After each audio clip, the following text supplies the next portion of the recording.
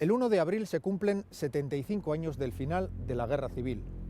Con un último parte de guerra emitido por radio, Franco daba por finiquitado un conflicto que había empezado 3 años antes. Parte oficial de guerra del cuartel general del Generalísimo, correspondiente al día de hoy, 1 de abril de 1939. En el día de hoy, cautivo y desarmado el Ejército Rojo, han alcanzado las tropas nacionales sus últimos objetivos militares. La guerra ha terminado. El Generalísimo Franco. Esta noche les invitamos a que nos acompañen en un recorrido por los vestigios de la Guerra Civil en Euskadi, porque aunque parezca mentira, 75 años después de aquella cruenta contienda, todavía quedan heridas por cerrar.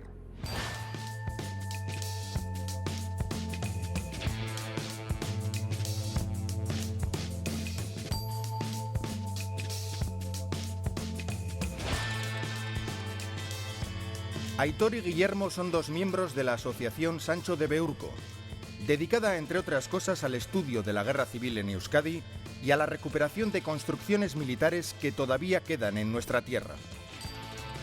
Bueno, pues estamos en el sector Gaztelumendi-Urrusti, en el cinturón de hierro de Bilbao, Burdin-Nesia. Es el lugar, un poquito más atrás nuestro, es el lugar por donde el día 12 de junio de 1937 rompieron las tropas franquistas el cinturón. Esta es la parte menos protegida, y por donde luego se desplegaron en dirección a Bilbao, hacia lo que fue ya la última batalla previa a la caída de Bilbao, en Archanda. Aquí tenemos una cruz construida posteriormente por el general Franco para celebrar de alguna manera la victoria de la ruptura del cinturón de hierro. Como veis, pues bueno, la cruz ahora en este momento está en bastante mal estado. Antiguamente ahí había una placa que contaba cómo habían roto los soldados de Franco el cinturón de hierro. Bueno, el cinturón de hierro es la línea defensiva que construyó el gobierno vasco para que en caso de que Vizcaya fuera invadida por el ejército de Franco, pudiera Bilbao resistir, digamos, como si fuera una ciudad sitiada, para lo cual lo que hicieron fue fortificar los montes que circundaban la capital a base de nidos de ametralladora, trincheras, alambradas y demás, para convertir Bilbao en una plaza inexpugnable. Estamos en el famoso cinturón de hierro, en la línea Maginot de la Vasconia Roja, que pronto será fácil pasto del fuego certero de nuestra artillería. Esto es un nido de ametralladora. Asentamiento para ametralladora sería la palabra técnica. Tiene unas paredes de mampostería y una cubierta de hormigón armado de unos 50 centímetros aproximadamente. Esto es hormigón. Dentro del hormigón hay varillas de hierro, que es lo que le proporciona esa armadura, esa resistencia ante el impacto de un proyectil o una bomba. Dentro hay una ametralladora. Esa ametralladora dispara a través de esta boca de fuego y está protegida por este grueso muro de hormigón armado. A ver, aquí podía haber varias personas, pero lo mínimo es que hubiera por lo menos el que disparaba la ametralladora y el que le proporcionaba la munición para que pudiera seguir disparando. Pero sí es cierto que durante el combate pues podían juntarse varias personas, 6 o 7 personas, incluso en uno de este tamaño. En otros que son más pequeños, pues igual solamente 3 personas. En un primer momento había planeados unos 1.800 aproximadamente, pero parece ser que no se terminaron más que unos 300 aproximadamente, en una extensión de 80 kilómetros de perímetro alrededor de Bilbao. Es una obra muy modesta, ¿no? Pero en aquel momento fue la mayor obra de ingeniería de la historia de Vizcaya y ha tardado muchos años en superarse. Forma parte de nuestra historia, forma parte de nuestro patrimonio, forma parte de nuestro pasado, forma parte de las vidas de nuestros antepasados, de nuestros haitites, de nuestra gente. Yo creo que tenemos la obligación de conservarlo. He aquí el último acontecimiento militar de la guerra. El gran desfile militar de la victoria en Madrid por el Ejército del Centro ante su excelencia el jefe del Estado y generalísimo de los ejércitos nacionales. Momentos después, el caudillo decía a todos los españoles: los laureles de la victoria no se marchitarán jamás. A pesar de terminar la guerra desde el punto de vista militar el 1 de abril de 1939, donde con el famoso parte aquel que decía la guerra ha terminado, se ve que la guerra no terminó en este sentido, de que hubo un sector, el de los vencedores, y una España o otros sectores, el de los perdedores, el de los vencidos, que van a sufrir durante muchos años durante muchos años, durante décadas, las consecuencias de la victoria, de que haya esto, vencedores y vencidos, que van a ser, bueno, penas de muerte, largas condenas de cárcel, van a ser depuraciones profesionales, va a ser negación de derechos, y que hace que una gran parte de la sociedad española y de la sociedad vasca queda en el campo de los vencidos, y hay objetivamente vencidos. Sectores de la Iglesia mayoritariamente, toda la jerarquía eclesiástica, salvo una o dos excepciones, apoya y denomina a esta guerra como una cruzada. Sectores de la banca, sectores del mundo empresarial, sectores de los medios de comunicación, que quedan en la España de los vencedores y que van a gozar del botín de los vencedores frente a los vencidos. Hace poco yo veía, por ejemplo, la documentación referente a al expediente a un dirigente nacionalista vasco, Manuel Irujo. A este hombre le pusieron una sanción, estaba ya en el exilio, claro, aparte de decomisarle o de incautarle todas sus tierras y sus propiedades, una sanción económica de 20 millones de pesetas en el año 39, en el año 40. Entonces, a cualquier dirigente político tal, tuvo sanciones, igual no de este montante, de esta cuantía, pero sí de 75.000, de 100.000 pesetas, cantidades astronómicas. Se llegó hasta la triste paradoja o hasta la cruel paradoja de gente que había sido ya asesinada por los propios franquistas, incluso como se implementó una causa contra ellos, se les llegó a sancionar económicamente, y quienes debían hacerse cargo de la sanción económica eran sus descendientes, sus familiares. La guerra civil en Euskadi se desarrolló desde el 18 de julio de 1936 hasta julio de 1937. Apenas un año en el que todo el territorio vasco quedó bajo dominio de las tropas sublevadas franquistas, pero tiempo suficiente para que muchos habitantes de pueblos y ciudades sintieran las consecuencias de la guerra. Es el caso de las hermanas Atucha, nietas de Timoteo Atucha Petralanda, el único fusilado de Igorre. Ellas ni siquiera habían nacido cuando estalló la guerra, pero la trágica historia de su abuelo les ha acompañado desde niñas. Era de Igorre, pero la fusilaron aquí, en el cementerio este. Le detuvieron el 5 de agosto y el día 29 de octubre, el 37 todo, pues le mataron aquí. Su única culpa, pues haber pertenecido al PNV, ser secretario, y no creo que mucho más. Ser vasco, ante todo, ser vasco, tener mentalidad abertzale, y eso le llevó aquí. A nosotros mi padre siempre nos decía que le habían hecho el garrote vil. Pero luego en uno de estos libros de Chalaparta que ha aparecido sobre la memoria histórica, allí aparece como que entonces implantaron la horca y que la ahorcaron. Pero a raíz del homenaje que le hicieron a los 75 años, hace 2 años, en Igorre, que por cierto quiero darle las gracias al Ayuntamiento de Igorre por la iniciativa que tuvo en su día, pudimos enterarnos a través de Aranzadi que en realidad murió por un arma de fuego. En la autopsia aparece con arma de fuego. Vale.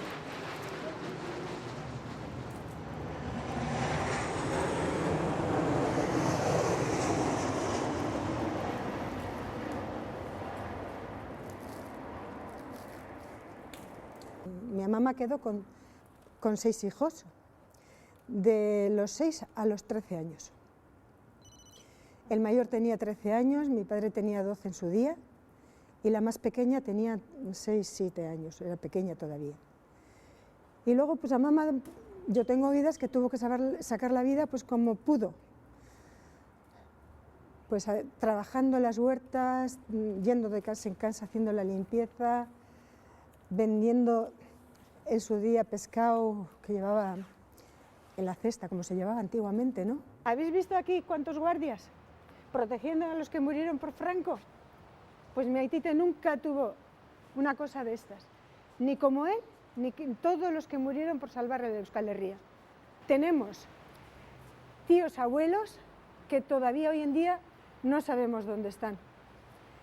Uno de ellos murió en Teruel con 22 años y nunca se ha sabido dónde está. Y el otro que murió en Sabiguén con 23 años, tampoco se sabe.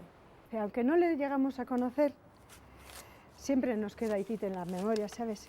Y para muchas situaciones Yo en concreto le he pedido mucha ayuda. Este es un mural.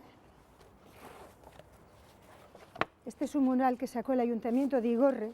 Él aparece aquí. Este fue Aitite.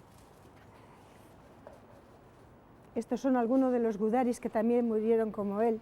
Bueno, no fusilados, pero sí en la guerra. Y luego tenemos esta otra foto, que la original debe de estar en el Bachoque de Igorre. Aquí está Aitite. Y luego ahí te decía también que mucho también había sido la envidia de los del pueblo. Porque en su día, claro, que económicamente en posición que está bastante buena.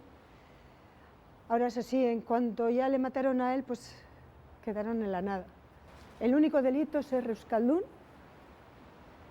fue lo que les llevó a la ruina, tanto emocionalmente, afectivamente y económicamente.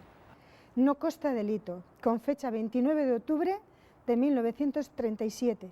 Es entregado al piquete encargado de la ejecución de sentencia de muerte recaída causando baja en este centro. Que no figuran más datos. Mi querida esposa, tal vez sea la última carta que yo te escriba porque mi situación es apurada. Como tú sabes, si me matan, no porque sea ladrón y asesino, nada más que por ideal y mal querer de Yurre. Yo ya sé quiénes son culpables a no firmar mi indulto. Algún día se darán cuenta de todo esto, porque ya saben mis amigos los nombres de los causantes de mi ruina y de mi miseria. Mira por nuestros hijos que son jóvenes, que no queden sin madre. Yo ya sé que no puedo hacer más por mis ideales. Muchos besos a todos. Y tú un abrazo fuerte de tu esposo, que llora, Timoteo Atocha. Esta es una de las cartas escritas el 9 de septiembre. Muy duro, porque ten en cuenta que aquí aparecen nombres de vecinos. Vecinos con los que hemos tenido que convivir, seguimos conviviendo, nos hablamos. Muy duro ha sido para mis padres y para mis tíos, y sobre todo para mi mamá también, ¿no? Muy duros. Hemos tenido que hacer lo que hoy en día está pidiendo mucha gente, ¿no? Convivir con los que en realidad, y vamos a decir la palabra exacta, con los asesinos de tu padre, en este caso. Y voy a decir algo más. A mis padres, o sea, a mi padre, a mis tíos, a mi abuela, a nosotros, nadie nos ha pedido perdón. Nadie. Y hemos tenido que vivir con ello. Ahora, los que aparecen aquí todos han fallecido, los herederos no, pero ellos no tienen la culpa. Ellos no tienen la culpa. Todo esto está en la memoria de la familia, pero en este país, por lo visto, solo sirve la memoria para unos. El resto se olvida.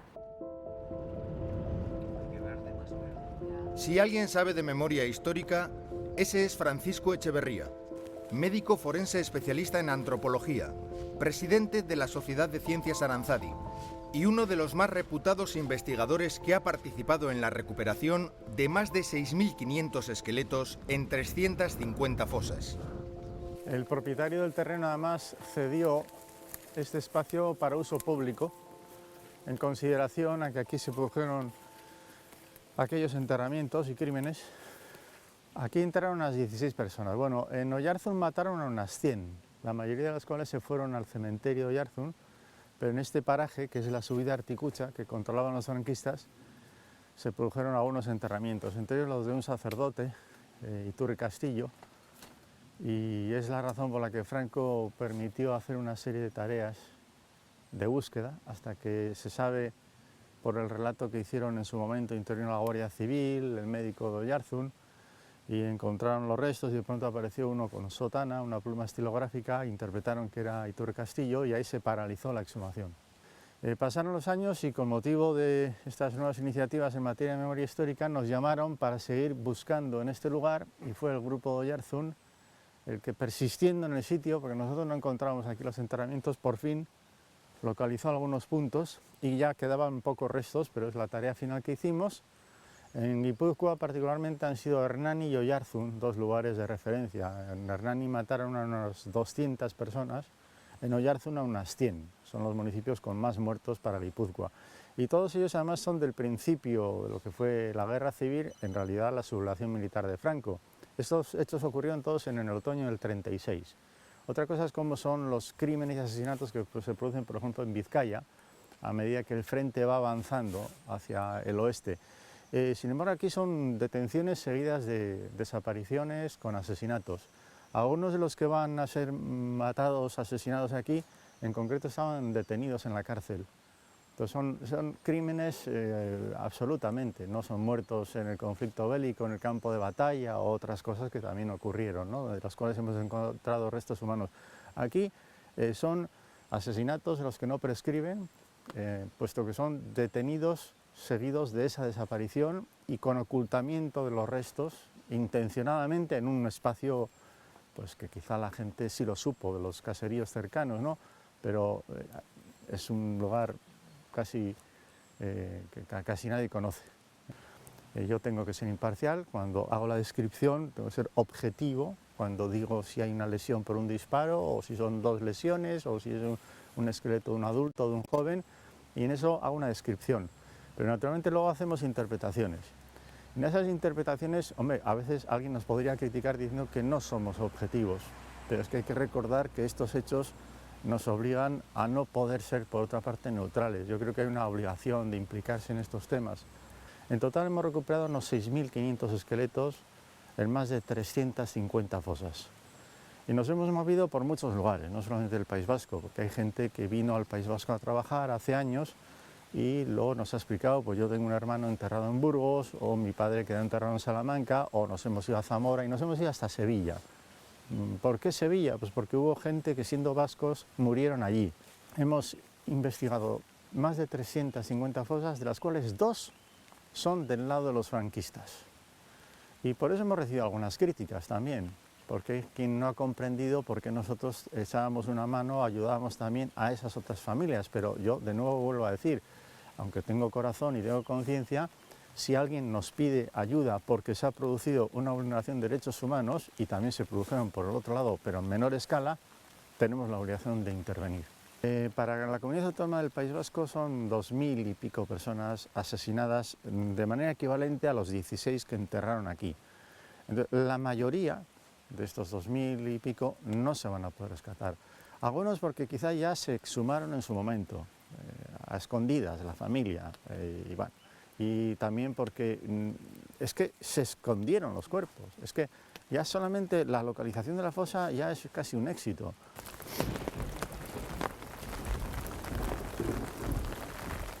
Quizás el caso que más me impresionó es el de una mujer que nos decía que ella de niña siempre creyó que la muerte de su padre estaba justificada. Su padre pues era rojo, asesino, violador, ladrón, mala persona. Pero a medida que fue pasando de ser niña a ser mayor, descubrió que alguien le estaba engañando, porque descubrió el sufrimiento de su madre viuda. Y cuando ella, siendo un poco más mayor, veía que a su madre, que era una buena persona, la que pudo conocer en extenso, y siendo buena persona le seguían insultando en la calle o le maltrataban en la calle, con 16, 17, 18 años, adquirió la conciencia de la injusticia y descubrió la gran mentira en la que la habían tenido de niña. Es decir, eso nos lleva de nuevo a recordar que aquí el problema no es la guerra civil con los muertos, por donde hemos empezado a hablar. Aquí el problema, y creo que es el tema que preocupa también a algunos políticos, es que empecemos a hablar también de la dictadura franquista con todas sus consecuencias, y eso nos lleva hasta antes de ayer. Basta pasear por algunas ciudades y localidades de Euskadi para darse cuenta de que muchos símbolos franquistas siguen estando presentes. Escudos con el yugo o las flechas, edificios o estatuas que nos recuerdan una parte de nuestro pasado más negro. Soy Virginia López de Maturana. Hace 3 años realicé junto con el también historiador Aitor González de Langarica un catálogo de símbolos del franquismo en Euskadi. para el gobierno vasco. Nos dimos cuenta de que aún quedaban muchos símbolos franquistas en Euskadi, no quizás tantos como puede haber en otras comunidades autónomas. Por ejemplo, si uno va a cualquier pueblo capital de Castilla, se puede dar cuenta de que aún existen calles dedicadas a José Antonio Primo de Rivera, a Calvo Sotelo. Recuerdo, por ejemplo, una vez cuando fui a Valladolid, que queda en una calle a José Antonio Primo de Rivera, es bastante céntrica. Por ejemplo, en Vitoria, la Plaza de España, también denominada Plaza Nueva, y esta denominación, a pesar de que mucha gente de la ciudad piensa que viene, bueno, que es una denominación de siempre, pues en realidad viene de la propia Guerra Civil. Bueno, esta plaza se construyó en 1781 por Antonio Olaguibel y en un principio se llamaba Plaza Mayor, cuando esto era solo una explanada. Sin embargo, cuando construyeron los arcos empezó a denominarse Plaza Nueva. Si bien al ser una plaza tan céntrica, fue una excusa para todos los nuevos monarcas para que esto sirviera como el gran escaparate de Vitoria, el gran escaparate político de Vitoria. Así, por ejemplo, cuando llegó Carlos IV, esta plaza fue la plaza de Carlos IV. Cuando llegó Fernando VII, pues de Fernando VII se sustituía continuamente el nombre de la plaza, había borrones continuamente y le llamaban la Plaza del Borrón popularmente. Llegada la República fue la Plaza de la República y una vez comenzada la Guerra Civil no podían permitir que esta plaza se denominara Plaza de la República y de ahí procede el nombre de Plaza de España a esta plaza. Este es el antiguo Palacio del Gobierno Civil y actualmente queda un escudo de la época franquista, como podemos ver, con el yugo y las flechas, el águila de San Juan. Se congregan en el Gobierno Civil y alrededores de Vitoria las corporaciones y autoridades alavesas y llega a la ciudad su excelencia el jefe del Estado, quien a lo largo del trayecto corresponde a los saludos y ovaciones del público. Con motivo de la inauguración del Gobierno Civil, el Generalísimo pronuncia un importante discurso.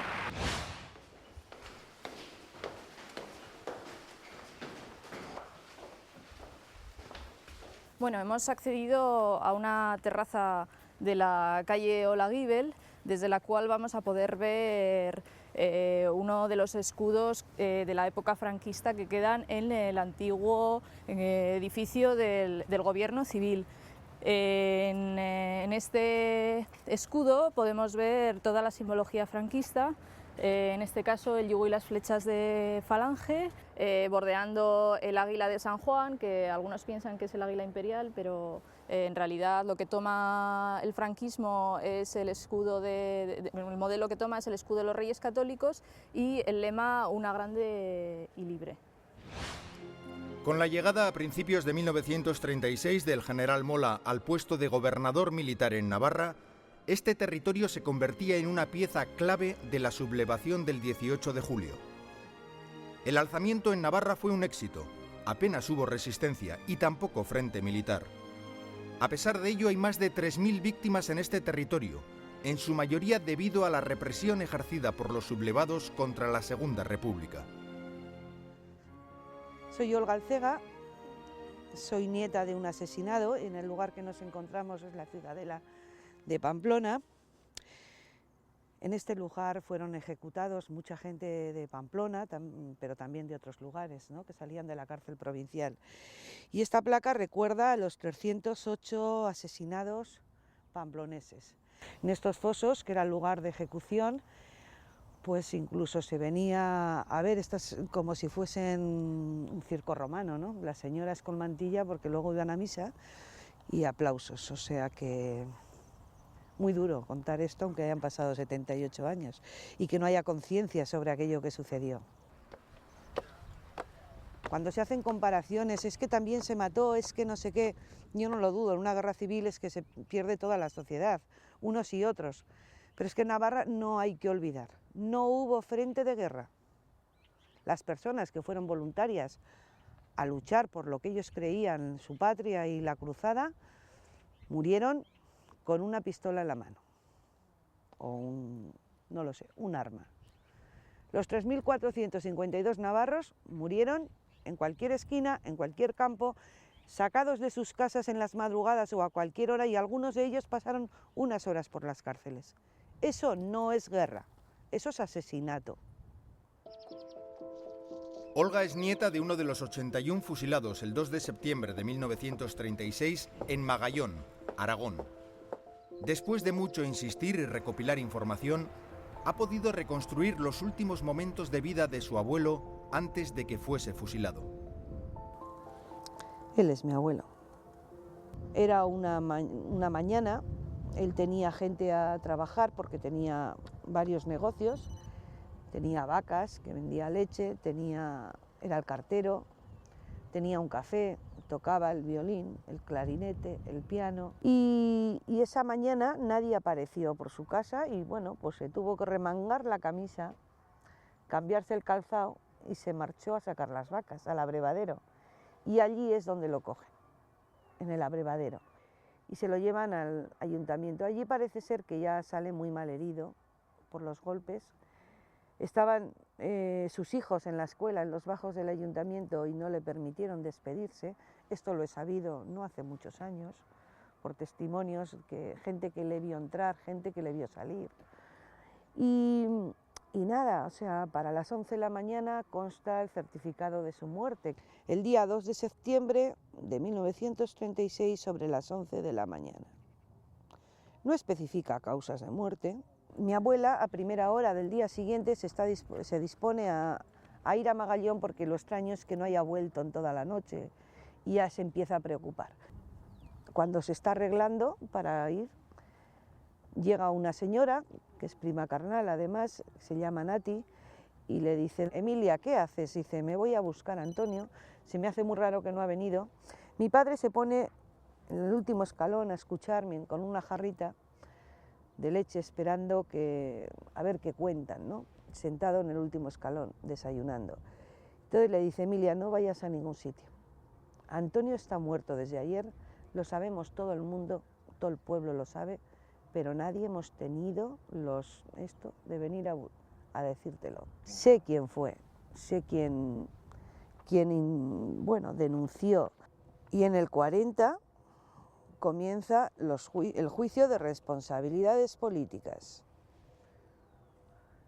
Y después de toda esta documentación que aquí hay, termina diciendo que aunque es público y notorio su pertenencia a Izquierda Republicana, no se ha podido demostrar.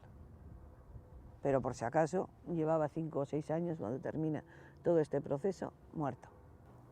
Le incautan los bienes, pero todo esto después de haberlo matado. Es que es un juicio a una persona muerta, que además sale libre porque no le pueden demostrar. Imaginaos qué justicia, y que al día de hoy la justicia española no reconozca aquello. Pero Olga necesitaba algo más que conocer la historia. Necesitaba recuperar el cuerpo de su abuelo para darle el trato y lugar que no tuvo cuando fue fusilado en Magallón, aquel 2 de septiembre de 1936. Yo en el 77, 78, 79 colaboré en la Ribera de Navarra en exhumaciones. Esta, por ejemplo, es del homenaje. Cuando se recuperaron los restos, se hacía un entierro, y las cajas pues venían en el lugar de donde se habían sacado los restos, porque como no se les hacía estudios, en este caso es la caja de Tudela. Este es mi padre. Y el 9 de febrero del 2009 comenzamos a abrir la fosa.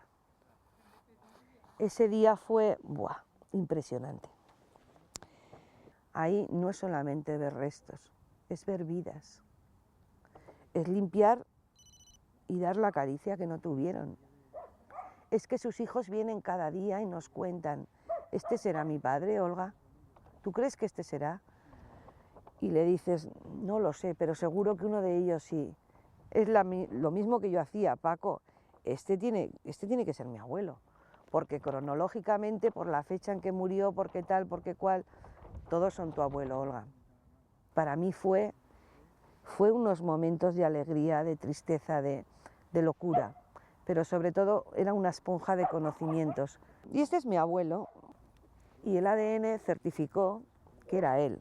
por ahora lo dejo allí y sobre todo es que estoy muy contenta de que está ahí y de que está con sus compañeros, pero sé quién es, he cogido su cráneo, le he dado un beso, el beso que no le he podido dar nunca porque no me lo permitieron conocer y el que no le ha podido dar mi padre en su despedida. La gente a veces dice, ¿cómo podéis estar ahí con huesos? No, esos huesos han sido vidas y esas vidas han sido truncadas, pero no las de ellos, sino las de toda una familia.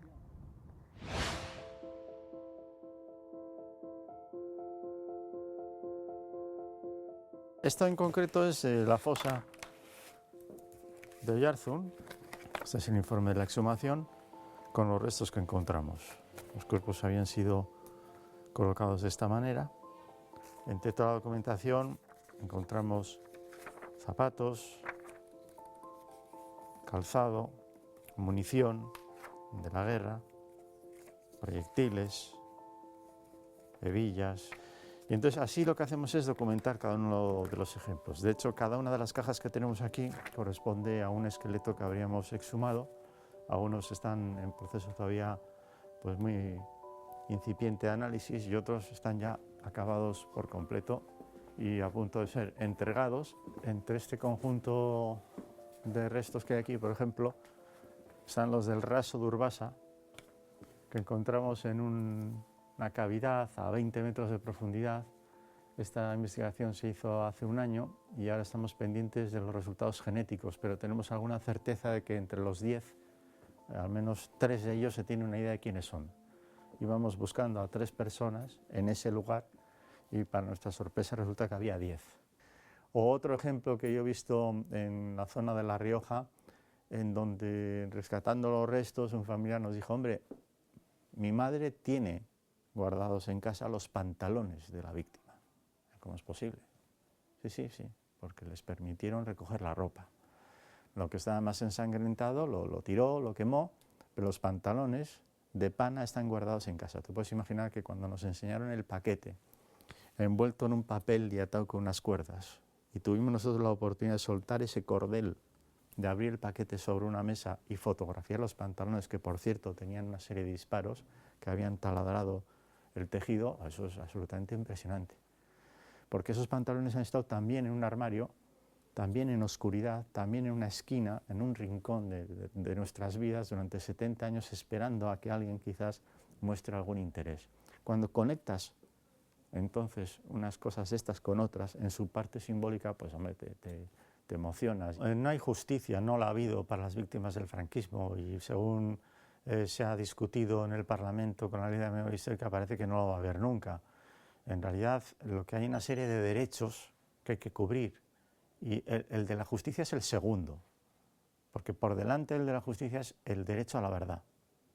Y además los derechos de las víctimas son 3, verdad, justicia y reparación. Aquí estamos generando información para conocer la verdad y tampoco con tanta ayuda y tanta implicación. O sea, diría que en el entorno en el que yo me muevo, en el País Vasco, sí la tengo. Yo veo la comprensión de los ayuntamientos, de las diputaciones, de todas ellas y del gobierno vasco. Pero es sorprendente cuando uno se va a otros lugares geográficos donde no hay amparo ni ventanilla a la que se pueda dirigir un familiar. En 2007 el gobierno español aprobó la Ley de Memoria Histórica, ley que intenta restaurar la dignidad y memoria de los represaliados. En esa ley se contempla renombrar las vías públicas que tengan nombres franquistas, eliminar los símbolos falangistas de los monumentos, elaborar un mapa de fosas comunes y finalmente, exhumar los cadáveres de las mismas. Este edificio mastodóntico que se hizo el año 1942 es el monumento de Navarra, sus muertos en la cruzada, aunque aquí se le denomina el monumento a los caídos o los caídos simplemente. Para mí esto es un mamotreto que tenía que desaparecer. Hay quien dice que no, pero el monumento es el típico monumento de aquella época del fascio, o de la Alemania nazi. Y en lo que es la cúpula, y ahí sale San Francisco Javier, que tiene un crucifijo en la mano izquierda, y a los lados de San Francisco Javier hay como hindúes, japoneses, bueno, por todos los sitios donde predicó. Pero la pintura se va agrandando hacia los lados y empieza a ver, pues, que si los cruceros de Lumbier, parafernalia un poco del nacionalcatolicismo, ¿no? Requetés, falangistas, ahí sale de todo, Sancho VII el Fuerte, es como la Navarra esa que va, ¿sabes?, que representa a toda España, que en parte parece ser que es lo que pensaban algunos, ¿no? Porque esto se pergeñó aquí, en otros sitios, pero en Navarra se dio esto, el golpe. Esto es la plaza de Conde de Rodezno. Ha intentado cambiarse el nombre por parte de colectivos ciudadanos varias veces, pero no se ha cambiado, y lo que hizo la ahora presidenta y antes alcaldesa Barcina fue quitarlo de Conde de Rodezno y poner Condado de Rodezno, que lo podremos ver en las placas que están colocadas ahí, pero es una forma de maquillaje, sigue siendo lo mismo, y exaltación a algo que no tiene que haber exaltación. Ahí sigue el nombre, Conde de Rodezno, que fue uno de los artífices de que el Requeté, cuando lo sugirió Mola, pues se uniese al alzamiento, ¿no? Porque Navarra aportó mucho, aportó cantidad de gente voluntaria que se fueron rápidamente en la estación de autobuses cerca de donde hemos estado, de las murallas. Allí se montaron rápidamente en camiones y salieron para tomar Madrid. Los paneles que están cerrando en los dos laterales de la puerta principal, a izquierda y derecha, ahí había inscripciones y hay textos que se ve realmente que están tapados por aglomerado o algo similar. Se ve además ahí cómo está y los otros tienen también puestas una especie de aglomerado que tapa los escudos que están detrás. O sea, que aquí lo único que se ha hecho es tapar, como tirar la mierda bajo la alfombra, ¿no? Y dejarlo así. Aquí están enterrados Mola, Sanjurjo y 5 navarros más, que representan, cada uno de ellos representa 5 merindades y son combatientes. En concreto hay 7 personas ahí enterradas. Todo lo demás son nombres que figuran en los laterales en mármol. Esto es un monstruo, esto es feo, feo, feo. No tiene ningún sentido, aparte de que rompe lo que sería, bueno, en tiempos esto era una calle, ahora es peatonal, pero antes había tráfico y rompía todo el tráfico de salida hacia la parte sur de Pamplona. Aquí había que bordearlo. Esto son unos 6.000 y pico metros cuadrados, sí, unos 6.000 y pico ocupa, y todo el conjunto unos 22.000 metros cuadrados, que ya está bien. La guerra del 36 aún no ha terminado, está ahí, está en la sociedad. Hombre, la gente joven, espero que no, pero tendrían que aleccionarles un poco y enseñarles lo que fue aquello, que aquello no fue una guerra así porque sí, no, aquello fue un golpe de Estado y fue intentar masacrar a la población. Los sacaban, los asesinaban, les rapaban el pelo a las mujeres, les daban aceite de ricino para humillar y luego encima se quedaban con lo poco mucho que tenían las familias. Y esto es otro capítulo de la historia que está sin escribir. ¿Quién tiene lo que se robó? ¿Qué familias lo poseen? ¿Quién se enriqueció con aquello? Algunos se enriquecieron o aumentaron un poquito más lo que era su patrimonio. Pero esto hay que aclararlo. Una vez que el sector franquista se hace dueño de una población, hay ya un botín organizado, mínimamente organizado al principio y luego estructuralmente organizado. Por ejemplo, el tema de los medios de comunicación. Cae San Sebastián en manos de los franquistas, pues desaparecen los periódicos que habían funcionado hasta el 18-19 de julio y esas instalaciones de periódicos, ya sean, por ejemplo, La Voz de Guipúzcoa republicano o El Día nacionalista vasco, pasan a ser instalaciones de periódicos que van a poner en marcha los carlistas o Falange. Cuando lleguen a Bilbao, lo mismo. Es una especie de botín de reparto. Universidad, el tema de la enseñanza. Se vacían las cátedras y se vacía la Universidad Española porque mucha gente o bien es depurada o bien marchan al exilio. El tema de las obras públicas. Es evidente que las empresas que han quedado sus dirigentes en el bando franquista se van a beneficiar de la reconstrucción de todo un Estado que se va a poner en marcha a partir de los años 40. Hay sectores de la, diríamos, de la clase industrial y de la oligarquía y del sector de la construcción, etcétera, etcétera, que sí, que hacen grandes cifras de affaires, grandes cifras económicas en este contexto de reconstrucción de un Estado, de prebendas y de obras públicas, que son dadas a ellos a niveles, diríamos, más locales y a otros niveles inferiores, de quién se beneficiaba, por ejemplo, en un pueblo o en una ciudad concreta de una farmacia que se había incautado a un republicano que había marchado al exilio o que estaba en la cárcel. Pues se beneficiaba alguien del régimen. Eso ocurre también. O de unos pisos.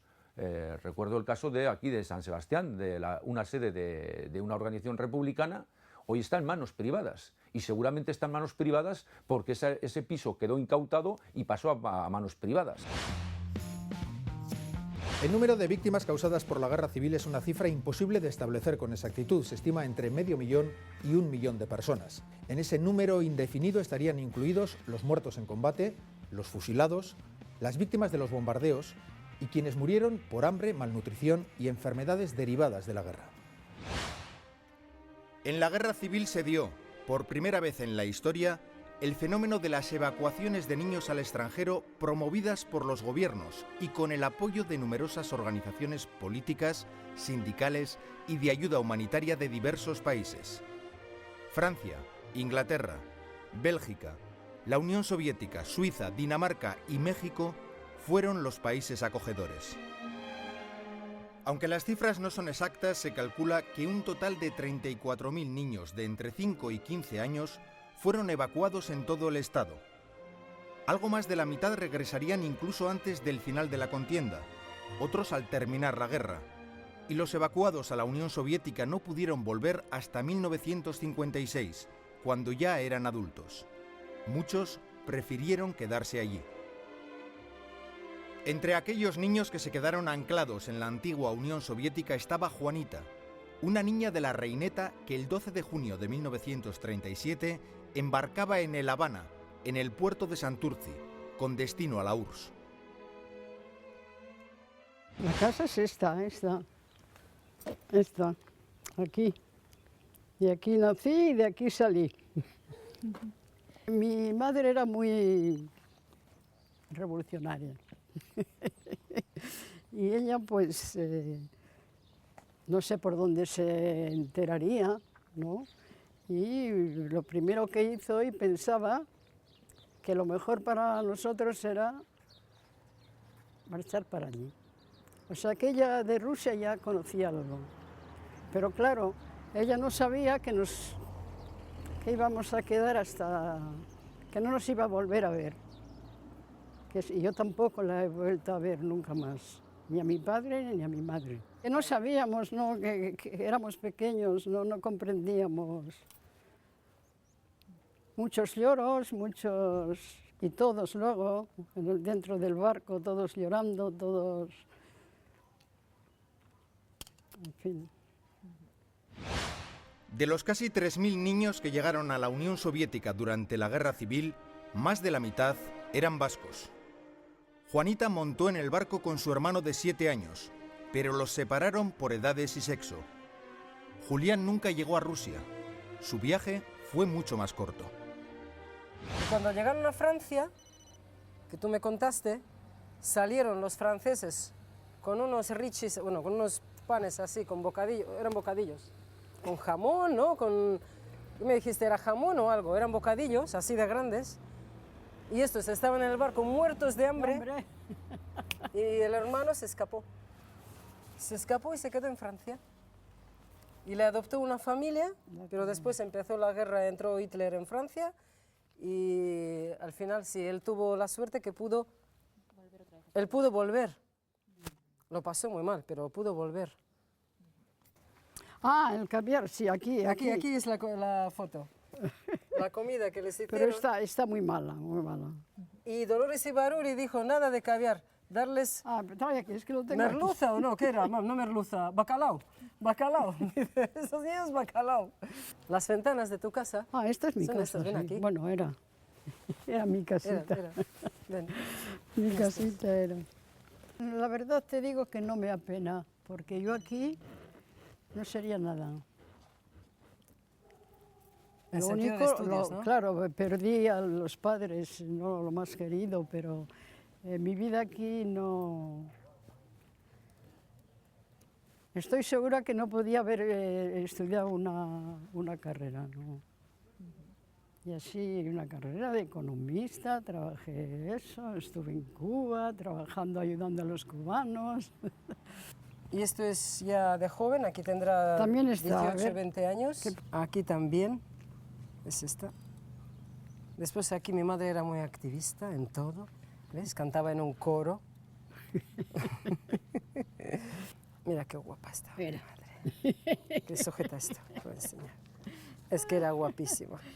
¿Te acuerdas de Espe? ¿Y quién más se fue a Rusia? ¿No te acuerdas? Acércate, vamos. Se marchó una hija de la Teresa la Torera y se marchó un chico de aquí en esto también.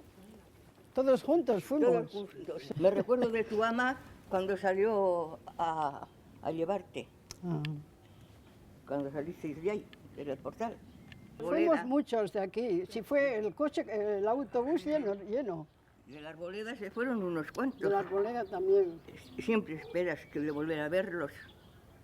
Y cuando salían en la televisión, mira, vas a ver si conocías a alguien, que sacaban alguna imagen o así, pero sí. De ella no me he olvidado yo nunca, aunque era una cría. Dame un besito, guapa. Sí, hija mía. Y que nos volvamos a ver. Dale. Juanita tuvo la oportunidad de estudiar en Rusia una carrera. Ejerció de economista, viajó por toda la URSS y estuvo en Cuba, pero no pudo volver a Euskadi hasta la década de los 70. En el año 70 tú viniste la primera vez, es cuando la primera vez viste a tu hermana. Y una pena, tenemos una foto donde su hermana le mandó una foto y con una cruz puso que era ella. Porque si no, como mi madre la reconocía. Porque no se han visto, o sea que se fue. La hermana tenía 4 años y cuando la vio tenía ya 37. ¿Mi novio por ahí no está? No sé. A ver, después, esto es una casa de descanso que había en Rusia. Se llamaba Sanatory Druzhba. Están aquí todos. Mi madre es esta. Amistad. Eso sí, no nos llamaban vascos, no. Éramos para ellos todos somos igual, porque igual no distinguían de Asturias, de Madrid. Más que nada eran vascos. Eran vascos.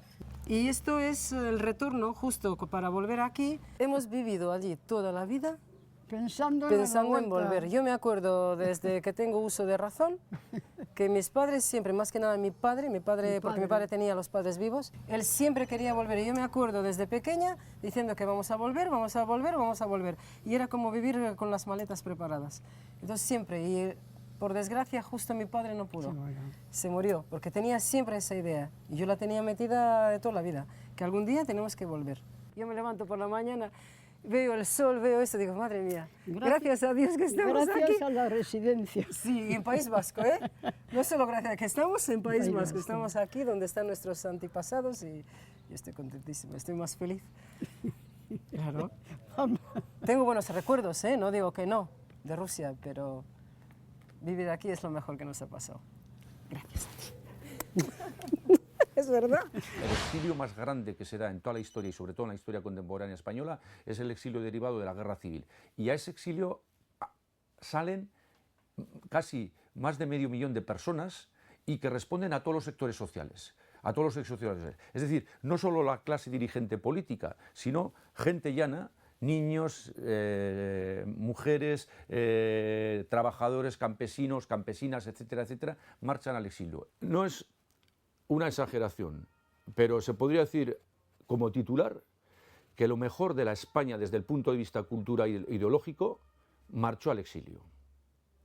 En el caso vasco, José Miguel Barán de Arán, es bien evidente, un sacerdote que se dedicaba a trabajos de antropología. Sin embargo, este hombre va a marchar en el 36, hasta el 53 no va a volver. Un hombre que podríamos decir políticamente no más insignificante o que no tiene una relevancia y sin embargo él no va a considerar que pueda trabajar en el País Vasco y en España en una situación de libertad y marcha al exilio. José Miguel Barán de Arán, Juan de la Encina, el crítico de arte, Juan Larrea, Aurelio Arteta. La tragedia es que esta gente, muchos de ellos no van a volver.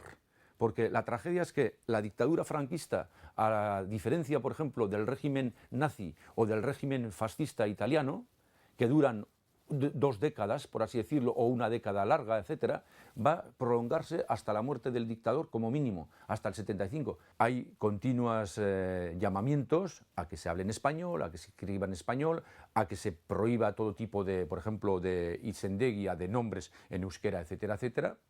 En el año 49, 10 años después de terminada la Guerra Civil, hay, por ejemplo, un escrito del Gobierno Civil de Vizcaya al Ayuntamiento de Guernica haciendo saber que hay inscripciones en vascuence, en euskera, y que deben ser levantadas nada menos y nada más que de un cementerio.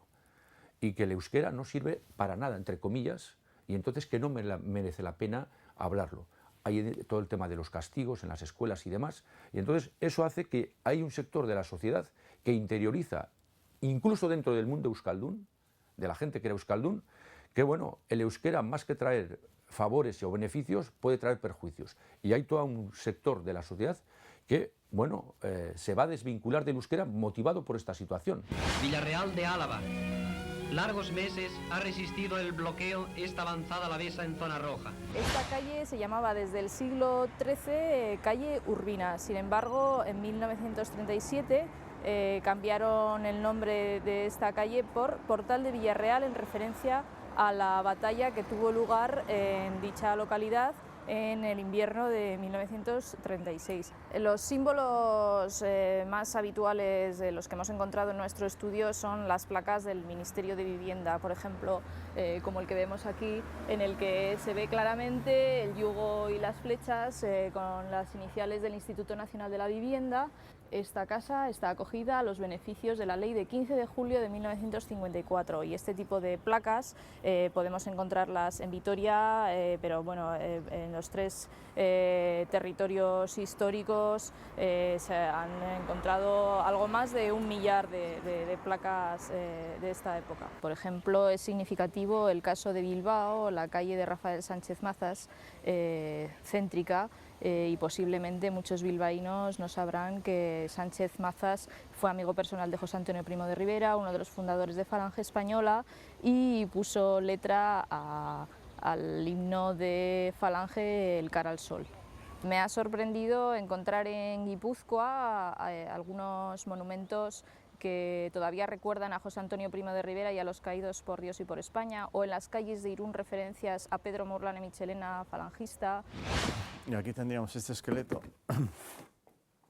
que probablemente no identificamos nunca, porque en este caso serían personas que han muerto en acción de guerra, en este caso en Galdames, aparecieron semienterrado en un bosque, es un húmero con una fractura, seguramente por un impacto de un proyectil de arma de fuego, hay unas esquirlas alrededor del hueso, que las encontramos en el mismo momento de la excavación, ya nos dimos cuenta que puede ser una fractura. Y todo eso lo que hacemos es trasladarlo a un documento en limpio, para que al menos quede constancia de estas cosas. Los análisis de ADN habitualmente se sacan de los dientes, para eso tienen que ser dientes que estén enteros, este por ejemplo no valdría, puesto que tiene ahí una caries, este otro está muy estropeado y estos tampoco valen ninguno, bueno, puede que alguno de ellos pudiera llegar a servir. Aquella fecha en que nos llamó un alcalde porque él había recibido una carta anónima enviada desde Barcelona en la que le decían que en ese pueblo se habían producido una serie de crímenes y el que escribía la carta había intervenido en el piquete de fusilamiento cuando estaba haciendo el servicio militar el año 1942, que haciendo el servicio militar en Alcalá de Henares les llevaron a su destacamento a tener que hacer una batida en el monte. El resultado de todo eso fue, y explica en la carta, que sacaron a 7 presos de una cárcel y les mataron a todos. Entre ellos había un menor de edad. Y en esa carta anónima dice, yo creo que ha llegado el momento de que se intente hacer algo en favor de esas familias. Ese alcalde, que tiene un concepto real de lo que es una democracia y tiene incorporado el discurso de los derechos humanos, se lo tomó en serio. Ese alcalde podía haber roto la carta. Se lo tomó en serio. Puso en marcha un proyecto, nos llamó, encontramos la fosa, efectivamente el menor también, se identificaron los restos y se hizo una entrega de los restos con una participación masiva de todos los vecinos de ese municipio. Este es un ejemplo que daría para un libro o para un guión cinematográfico, y esto está ocurriendo en todas las exhumaciones. En todas ellas siempre hay algo que es absolutamente, que se te queda, digamos, ¿no? Bueno, esto es un nido de ametralladora y tiene una cosa muy interesante, que es este agujero producido por un proyectil que el nido de ametralladora recibió durante la batalla el día 12 de junio de 1937. Aquí entró un proyectil, aquí se ve, como dice Guillermo, la varilla, y bueno, pues fue una desgracia para las personas que estaban dentro defendiendo la posición.